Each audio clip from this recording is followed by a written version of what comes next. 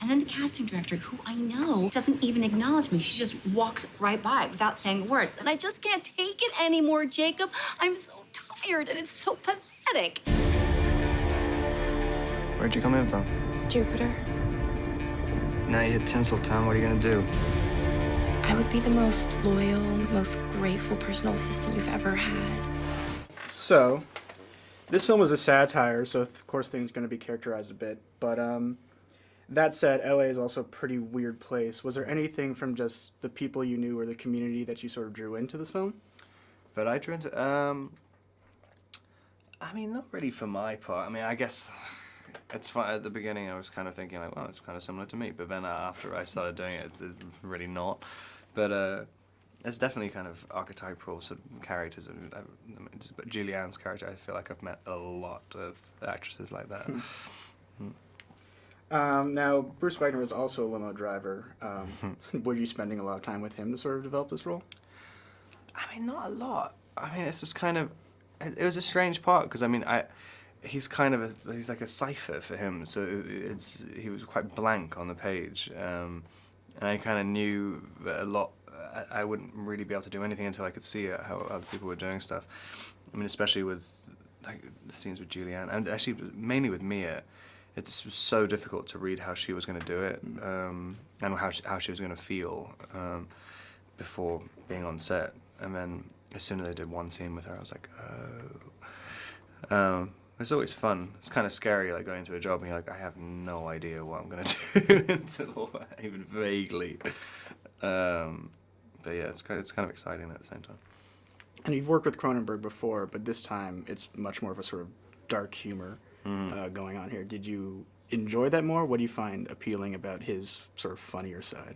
Yeah, I mean, it's so weird. Like, I thought both of these movies was so. I mean, like Cosmopolis as well. I thought the reason I wanted to do Cosmopolis, I thought it was so funny, and like, not a lot of other people thought it was particularly funny.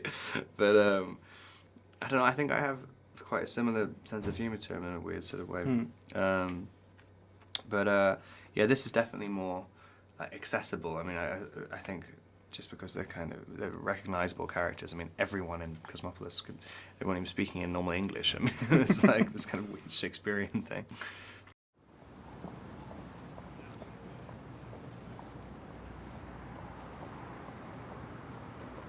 Hey.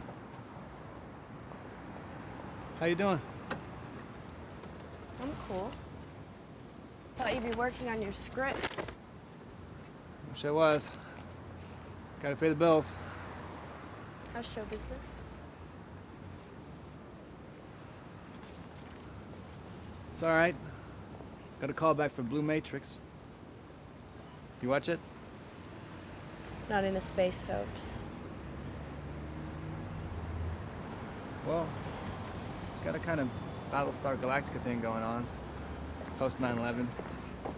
Can't believe I just spent $18,000. Let's go. Havana, this is Jerome. Hi. He's a chauffeur. Wonderful. Jerome just got an audition for Battlestar Galactica. Was there anything you anticipated or was looking forward to when working with Cronenberg? Just to have an experience with him and with a great script, with great actors. It was everything I sort of wanted. I wanted to just have a film with Cronenberg. And even though it was like a little bit more humorous than something he usually does. Well, I don't know. He's always got a mischievous, funny side to his films. I mean, his films are never one thing. But you know, they're not. Sometimes the laughter is going to come from an uncomfortable place where you don't know quite whether to laugh or to be horrified. But those are also, I think, some of the most interesting films.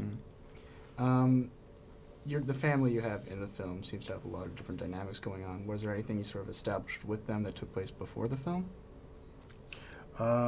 We talked a bit about it, but the script is so specific. But we were trying to find it. But I thought I think Benji's relationship with his dad is very interesting because he almost sees who his dad is and wants his approval, but still kind of loathes him, it seems to me.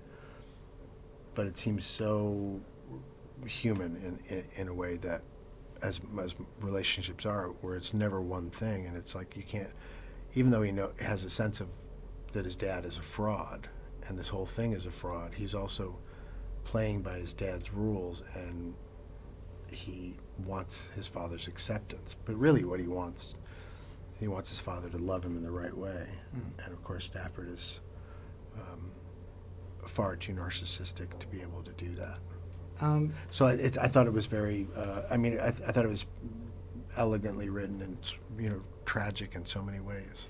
You don't strike me as somebody who subscribes to necessarily self-help gurus. So what was it like to sort of become one? Well, I've sort of met a lot of them there, and I understand it. Like, why wouldn't you?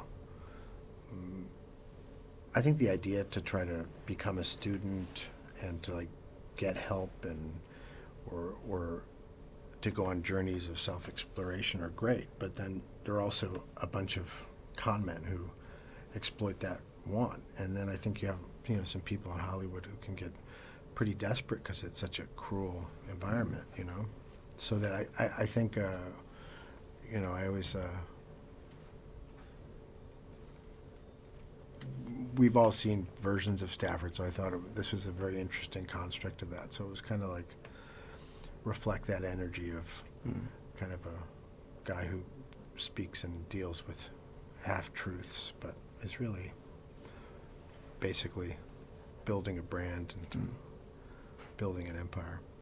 I hired a girl. She was burned in a fire. I think she may be back. I don't know if she's dangerous. I told you to stay away from us. I was afraid because of what you did.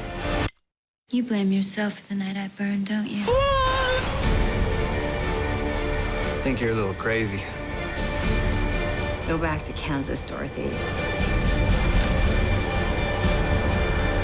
Secrets kill.